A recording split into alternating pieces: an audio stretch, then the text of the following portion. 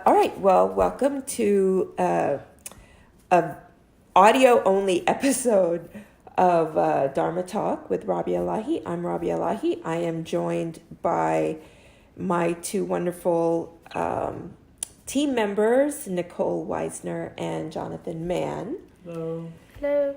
Today we're going to talk about depression, and there's a reason I want to talk about it. I find myself in a depressive episode. I've had them at various times in my life, the earliest probably when I was an adolescent. And then I want the listeners to know that this is something like it doesn't matter what you do for a living, what you know, what you don't know, what you look like. Depression is an equal opportunity offender, maybe, or opportunity, maybe, you know. And so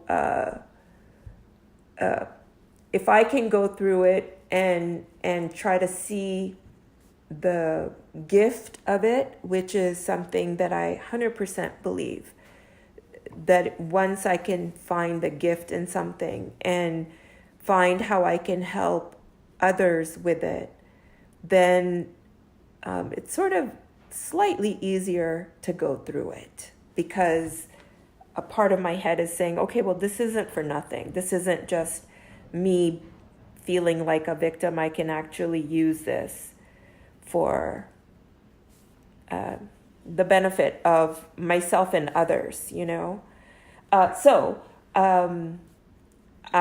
Whatever you guys want to share, it's totally up to you, but chime in anytime. Okay. I would like to say whatever. Okay. I mean, I recently moved over here from like South Texas, and like mental health was a big part of that, because in my mom's side of the family, it's like super close to Mexico, and the culture over there is very just deal with it, kind of. Like therapy is not like a normal standard thing. Yeah. And especially medication, which I was trying to tell my mom that I felt like I might have needed. And she had like other family around her, and even herself, she believed that like, oh, just like eating better and exercise helps. And like it does help, but like it's hard to begin. Yes. Yeah. Or sometimes that's not enough. Like you're already eating healthy, and you're already exercising, and you're still stuck in definitely. it. Like you get to that plateau and you don't. And so excel. like over here, my dad, my brother, just like a lot of people on my dad's side of the family have been diagnosed with anxiety and depression to varying degrees. And so like knowing that they were all like doing better like on medication really pushed me to want to like further my career over here and try that for myself. And it's helped a lot. Yeah. It was like one instance that's very notable was when we were going down to the valley for Easter. I invited my brother, his wife, and kids to my mom's family at the ranch. And I was so excited. And that day, they had doubled my dosage of medication. So I was like really excited. Oh. Yeah. Just because like the sudden increase in my body just it worked faster than if I had been accustomed to it. My brother, without telling me, like, was a little, he was internalizing the emotions that he was witnessing. And, like, he was thinking to himself, like, why isn't my medication making me happy? And I was like, well, I'm sorry, I was just happy in that moment. Like, I've been happy before. It was just, like, the medication just, like, allowed me to experience it a little better. It wasn't, like, it's not, like, how most people think, like making you happy. Yeah, I think that's like one of the common misconceptions. And again, you know, I'm not a medical doctor, so I'm not saying this, like if you have a doctor, please listen to your provider. But yeah, what many antidepressants, my experience of it is that it just allows the mind to feel what you're actually going through without it going over the deep end. You know, so like you still feel happy, you still feel sad. Yeah. It just gets some of the crap Yeah. out of the way. And also like kind of levels it out. Yeah. Because like I used to be like super happy and like super sad, and I thought I was like a very emotional person who would like cry often. But on medication, I don't anymore. Yeah. Which is like good and bad. Yeah. You know, I still feel the emotions, but it's not as overwhelming anymore. Yeah. Yeah. And it's also weird how it's affected in like other aspects, because like also people in my family have been diagnosed with like ADHD and like dyslexia and stuff like that, and I've never been diagnosed.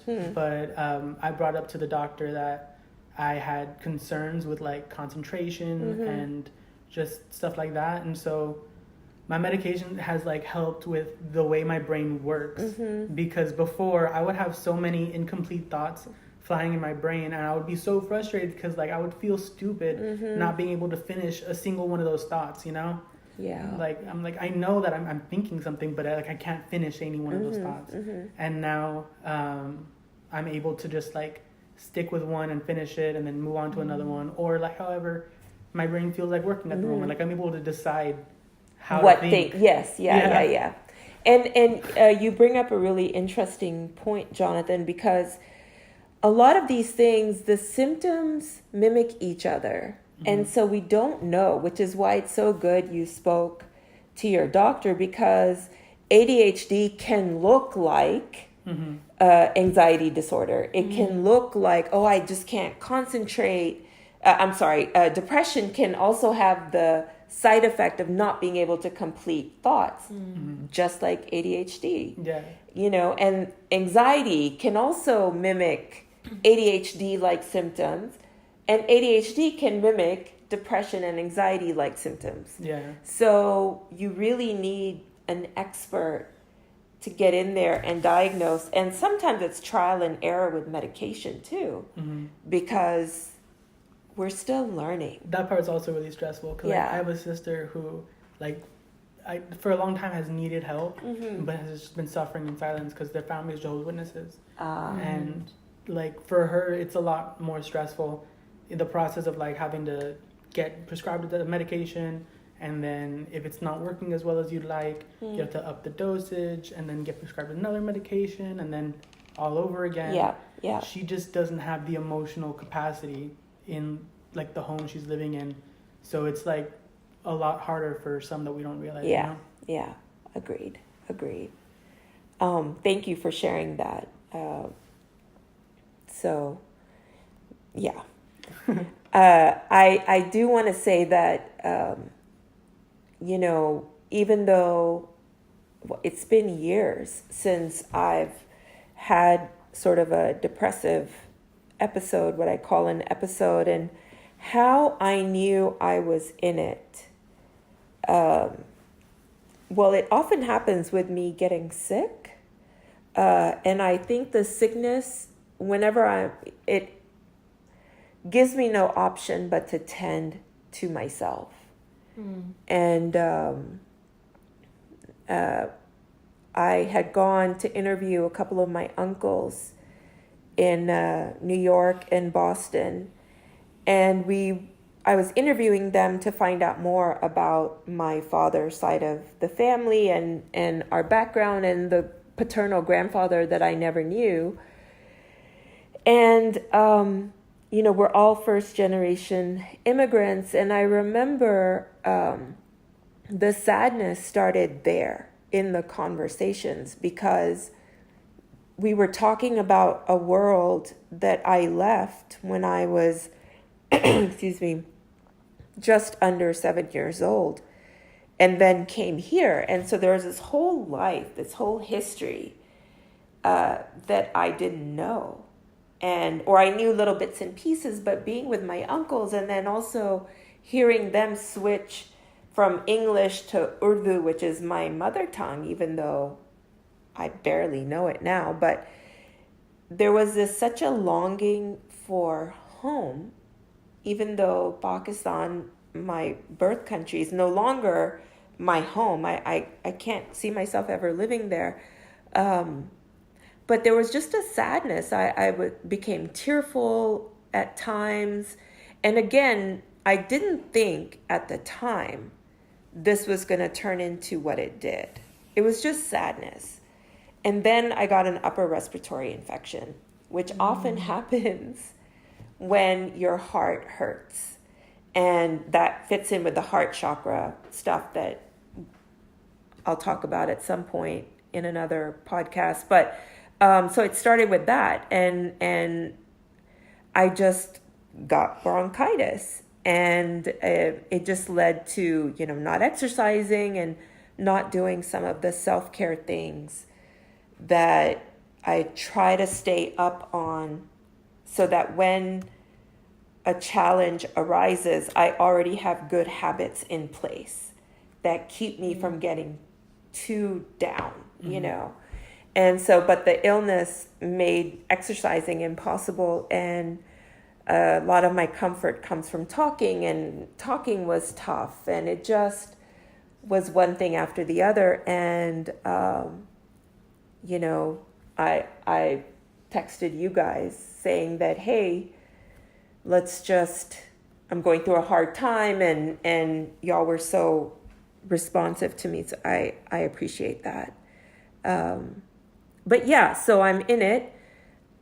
It's better now because it took me a minute to diagnose myself. Oh, I see. No wonder I don't want to do anything. Mm-hmm. No wonder nothing is fun. Mm-hmm.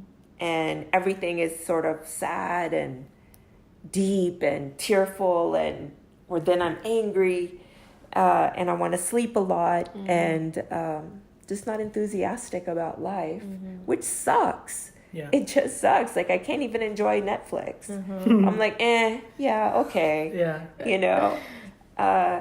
So, what you mean. Yeah, same. So I thought, let's talk about it, so that because I know I'm not alone. Mm-hmm. I know I'm not.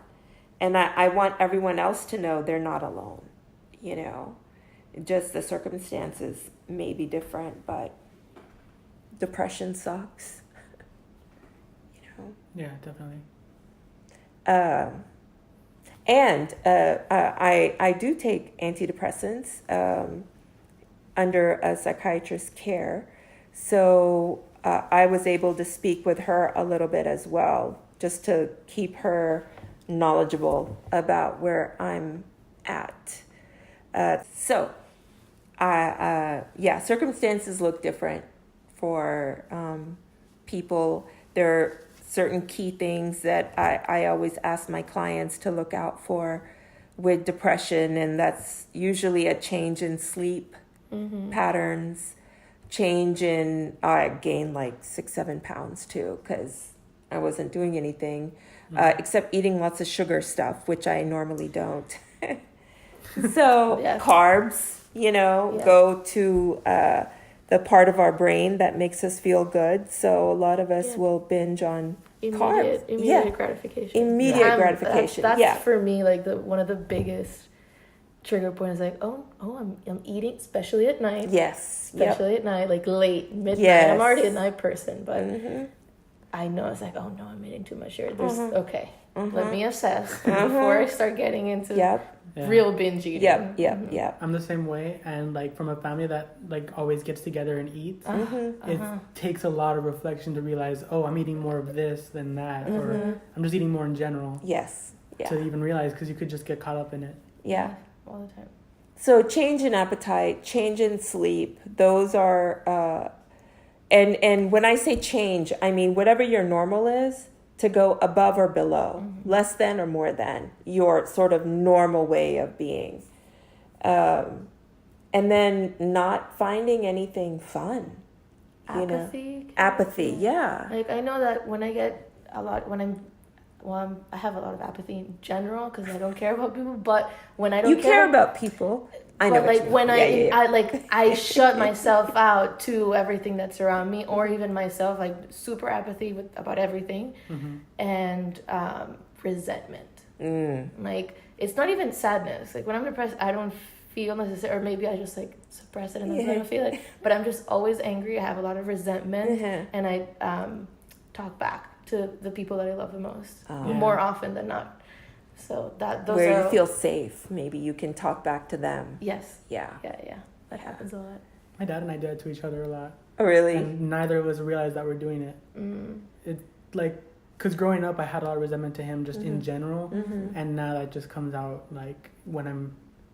Probably like a nasty, like below the belt kind of comment. Yeah. Yeah. And then I'll try and justify it and be like, oh, it's because you're doing this. And then, like, we'll talk through it because, like, we both want an open dialogue with each other just because we haven't had that most of my life. And so, like, after a little bit of conversation, we're like, yeah, that did kind of come out of nowhere. Yeah. My bad for both of us. And so it's good y'all can talk that way. I mean, like, it's a challenge, but we want to do it because that's the only way we have a relationship with each other. Yeah. So, you know, like we're saying, the things to look out for is just abnormal. Whatever is your normal, for that, all of a sudden, that is not your normal anymore. And sometimes it isn't all of a sudden. It's not all of a sudden. Like You're right. A slow, long transition. Like, to me, it took years to get to, like, being depressed, and I had no idea. To me, that was my normal. Yeah. Sleeping 16 hours a day, binge eating, like, that was a normal for me for months. And then I realized, to me, like, my trigger, that was many years ago, was when I didn't care about completing schoolwork. And I've always been, like, a super dedicated A+, maybe not A+, but, like, I always completed all of my homeworks. I was very dedicated to all of the schoolwork that I did. And when I was like, well, I don't care about finishing this project, I thought, okay, that is not normal. And I didn't realize that I was in a rut for many months before that. So that becomes harder when you're already, that becomes your new normal. Right. You know, and there's a thing, like, you know, nature versus nurture. I personally think that there is sort of a genetic aspect to most things, yet the way we're nurtured either, you know, enhances those things or takes away those things. So if, you know, just like we may have a genetic predisposition to be sad, or not sad is normal, but depressed, it doesn't mean we're going to be depressed. You know, if we're nurtured with love and if we're shown good coping skills, anyway, so just like happiness, we're wired for joy as well. Yet our circumstances can sometimes make joy very foreign to us. You know what I mean? That makes sense. Because to me, when I was in that slowly went into that dark episode, it started at the beginning of fall, and I lived in New York, and I had a dark room. I called it dungeon. And so I had lack of light, and seasonal affective disorder is a thing. Yes, and it is a thing. I have a genetic predisposition for depression. Yeah. And I didn't know this at all. And first of all, I didn't know that genetic predisposition was a thing. And secondly, I just thought that my mom had postpartum depression once, and that was it. So I didn't think it was that relevant. Like a real thing. Yeah. And I'm like genetically most like my dad's side of the family. So like, whatever, my mom has this, that's not going to affect me. Yeah. And when I was at that time, I was also, I'm not at home with my family, even though I had a roommate then who's one of my best friends. That environment helped that genetic predisposition to actually become depressed. So. Yeah.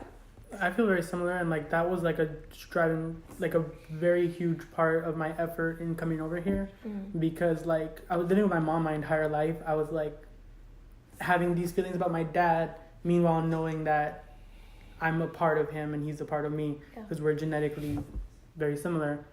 And I never saw the documentary, but there's this podcast I listened to that talked about a documentary called 3 Identical Strangers. Oh, have you heard of it? Yeah. Oh yes, the triplets that were separated, each adopted out. Yes, I saw that. It was amazing and heartbreaking. Yeah, that's really what got me to think about, like, it's very important, but it's not the most important.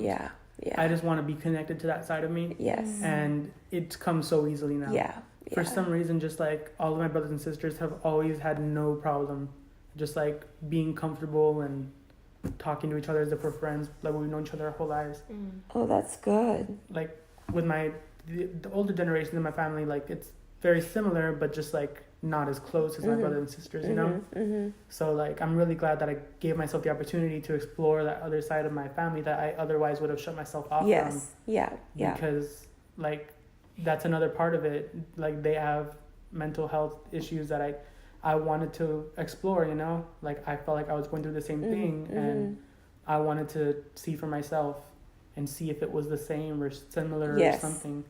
Which is really good, I think, Jonathan, that the curiosity, because so much starts with awareness, like curiosity, and then you become aware, like, oh, you know, and maybe then you become more curious about the things you just became aware of, you know?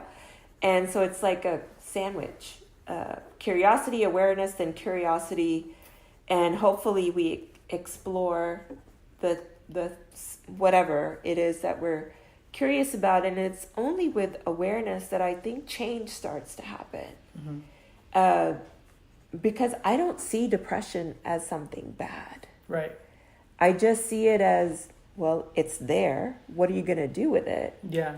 And knowing it's there doesn't make it worse. You know what I mean? Like Acknowledging it. Ignoring it is probably worse. Yeah, ignoring, because then we don't know what the heck is going on.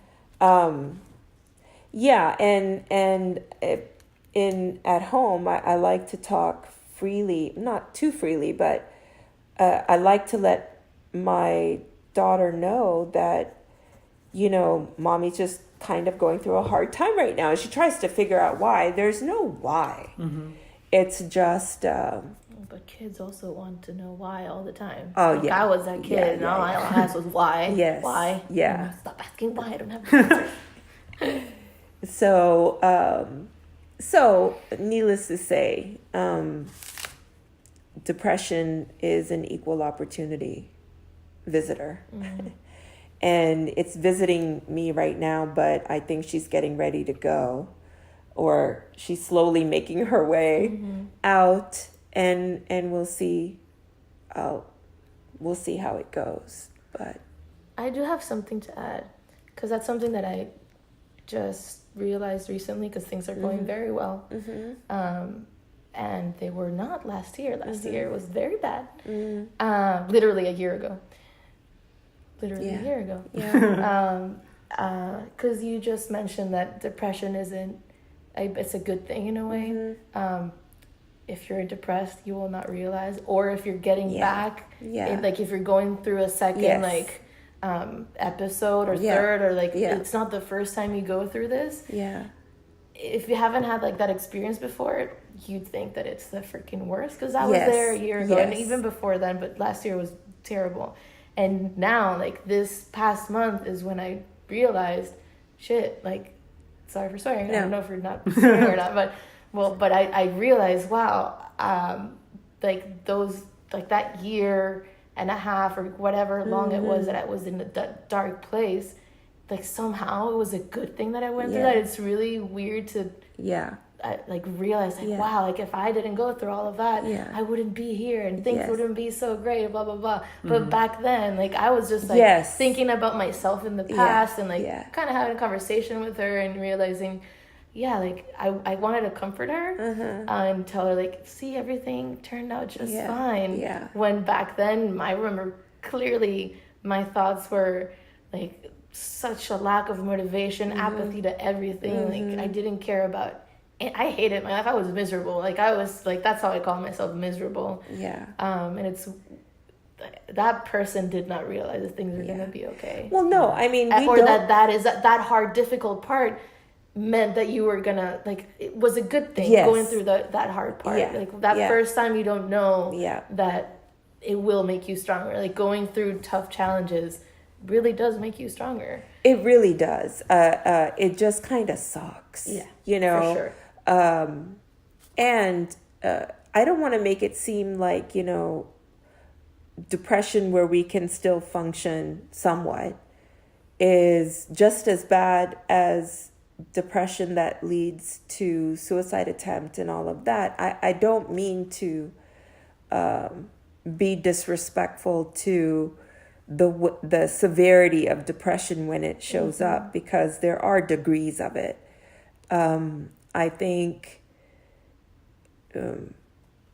there's no way I can see myself going through life without looking at challenges as something that makes me better, or more human, or breaks down resistance, or helps me empathize with someone else. And just, and maybe depression is a luxury. Maybe thinking about it and talking about it is a luxury because I can pay my bills, and my kids are fine, and overall my health is, like there are so many things, but so just want, people to know that it's okay to be wherever you are and go through whatever you're going through. That it really does affects a lot of people. So I mean, like, looking back on it, it is really weird, and like I wish I could have known what I know now back then, but like after help, like I realized how deep I was in it before, like in college especially, because like I really loved what I was learning, but like a part of me was using it to help build my mindset, and I was like, I'm really grateful I'm a psychology major, because it helped me use, like, I gathered all these tools that like see everything as an experience to learn, and understand that everything is like based on another stimuli. Like nothing is 100% on its own. So I need to also be one of those stimuli to like use it to my advantage and work towards like a better version of myself. And back then, even when it seemed impossible, that was like a driving factor in like making it happen, Oh, good. So it was sort of maybe the way you're wired is to look inside. Maybe. I'm really grateful for like my field of study for that aspect. I don't know how I would be right now mentally if I went into anything else, because in undergrad I was very like lost, I'm grateful that I had a philosophy class that I really latched onto and held me onto this path. It's funny what shows up when you need it, and somehow if we're open to whatever shows up, I don't know, maybe that's the opportunity of depression or of any challenge. Rumi says that the wound is where the light comes in, something like that. I'm paraphrasing. And I do think, when our heart is broken for whatever reason, it's cracked. That's the opportunity for self-love, love, all of that to come in. And I don't know, it's maybe how the world gathers after a major tragedy. It's like the whole world is sending love to the place. I know when there was in Indonesia, there was the big monsoon? Tsunami, yes, several years ago. And the outpouring of love, whenever there's a airplane crash where everyone dies, there's an outpouring of love. When we had Hurricane Harvey here a couple of years ago, the whole world was sending love here, and I remember being in Houston and, we're all looking at each other's faces like, oh, okay, we got through this. Are you okay? I'm okay. So it's, pain allows for a lot of love. For the opportunity, at least. The opportunity. Right. So how can you know if you're depressed? look for, or actually your friends and family may be better able to notice, but you probably have an idea that, hey, hold on, something's not right. I'm sleeping a lot or not sleeping like I normally do. I'm gaining weight or I'm losing weight, not intending for either. Not exercising. I don't feel like doing the things that I normally enjoy doing. Maybe I'm drinking too much or engaging in other stuff that's like medicating me. And then we want to look for how long these symptoms last. For formal depression, you want to see the symptoms for 2 weeks.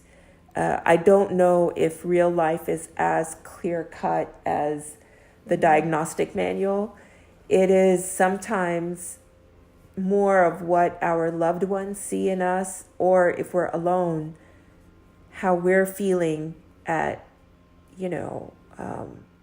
how we're feeling inside ourselves. It does take a minute to go inside, and I'm like, man, I'm just not happy. I'm not getting my mind right. I told my husband something's going on with me. And I talk a lot anyway. So I was able to kind of say things out loud and hear myself saying them like, shoot, something is off and my head's not right. A lot of this requires a lot of self-awareness. Yeah. Which can be tough. Yeah. And also like admitting to yourself that things aren't okay. Yes. But I also believe that that's not a weakness, right? No, not at all. But no, you know what I mean? Like, I think if someone thinks that it's a weakness or it's something, maybe they're aware of it, but not at the level of being able to admit it. Yeah. Because they might see it as a weakness, or that, oh, God forbid, you're crazy, right? Yeah. When it's not. And also, because I remember looking a lot of many years ago, not last year, but before, when I was in that dungeon of a room, I remember watching a lot of videos of other millennials talking about their depression. I was like, that's exactly how I feel. But I never related being depressed to getting help, to getting medication. It's like, oh, I'm not at that level. I'm tough. I can, get through this on my own. I did that time. Yeah. I don't know how. Yeah. Somehow. Like I didn't even get therapy, nothing. I highly recommend don't do that. I know. It's really funny. I feel like I got help as soon as I was in a better place when I needed it most, just before, Yeah. Oh, yes. Yeah, so much harder when you're in that place. Yeah. It is definitely. It is when we're in it. When we're in it, you're right. We don't always know we're in it, especially if we've not been in it before. Yeah. I think, to me, it was I listened to other people talk about depression, and it resonated so much with me, and I felt a connection to them. Yeah. And I thought I'm for sure going through that, but I never thought, oh, I'm depressed. That was never a thing when there was such a it resonated so much with me. Looking back, probably it would have been nice to at least go to, I was at school back then, I could have gone to kind of counseling and talk about it. Or talk about it with friends, anything. I just read, motivating things, and somehow I got over it. But, I don't know what you could do. Yeah, I do hope that if you're curious, again, curiosity is something that often doesn't show up when we're depressed. But if you can look back at your own life and identify that, oh yeah, I went through that, back then. And I that's why I think journaling is so great, because it really helps to go back and read. That's what I did. Yeah. Journaling was huge that time. I was okay, I need to journal. Yes. Because the other thing was the vision boards. Yes. I was no, that's too much. Yeah. So I journaled almost daily.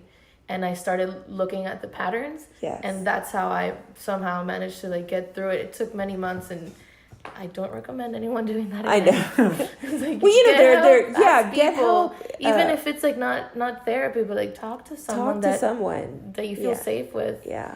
And even just that like releases some kind of burden that you have in you. Well, because we're wired for connection. I know that in our very, very first episode, we talked about, the digital world now, and the feeling of loneliness and isolation, and the double-edged thing of, media, the digital world is giving us some company and some comfort, but it's great for information. Look, when I was 14 going through a major depression, I had no one to Google. I mean, there wasn't anything like that, People didn't talk about depression back then No. And my parents were doctors, and they for sure didn't accept depression. Wow. Yeah. So it is what it is, but I'm lucky now that I can identify it in myself after the fact, and also use it to help other people, including family. Like, you're not alone. It does get better. It really does. Yeah.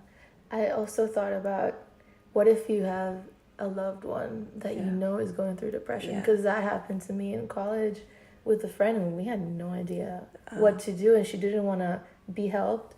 At some point, she dropped out a semester. She went home, and that it helped her so much. But it's very difficult to also help those around you, or loved ones that are going through a rough time. Nicole, that's a tough one, because when you see someone you care about going through something, or you can sense that something is off. And I think to just let that person know that you care, and maybe you just hang out with them. Like, you don't necessarily have to say anything. Just being there. Because I was going to say, it's hard to be susceptible to help. Yes. You haven't accepted it. Yeah. So, Totally. just letting them know, and whenever the opportunity arrives, you're there.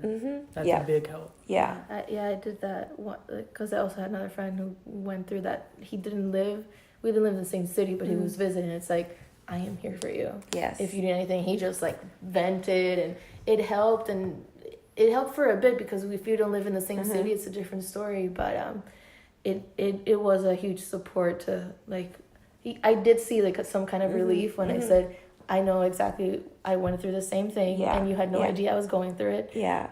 But it's okay. Everyone goes through it, and it's fine. And he felt some type of relief, and he had to go through his process and all that. But just being there. You don't even have to talk about it with them. Just being there. So yes, this world can be quite lonely, without some sort of a support system. But there are people that get depressed with a great support system. So I don't know, maybe it's an even playing field in a way when it comes to mental health and wellness. So anything else y'all want to add, or? Not for me at the moment. I'm good. Yeah. I talked about a lot. The one other thing I want to tell you is that there's a lot of evidence showing how gratitude and gratefulness as a practice really helps with, feeling joyful and all of that. I just don't want anyone to feel guilty, because I've heard this from clients too. They'll be like, I have everything anyone could possibly want. I have no right to feel this way. Who said? I should be so grateful. Look at all these good things. Yes, of course. We can be grateful. Gratefulness is a feeling in your heart. It's not just, I should be grateful for this, or of course I'm grateful. When the feeling isn't there, and when we're depressed, it's very hard to have that feeling in your heart. Yeah. And then we can shame ourselves by saying, I should be so grateful. Like, why am I fully went through that last year. Yeah, 100%. yeah. It's like, why do I feel like this? Yeah, Why do I feel so ungrateful when I yeah. have all of these amazing things around me? Exactly. And so, you know, we can't hate on ourselves for those things, because that's also part of it. Is, you know, that self-judgment of should or shouldn't. Stop shitting yourself. Stop shooting yourself. Absolutely. Yeah. Catch yourself. Catch yourself. It's difficult, but it's like, nope, I just shoot myself. Yes. No. Yeah. Let's rephrase this sentence. That's what I used to do. I still do. Good job, Nicole. So, well, thanks, guys, for talking about this with me. I think it'll help. It helps me to know that y'all understand. And hopefully our conversation helps you in some way. Yeah. So until next time, we'll see ya. Bye. Bye.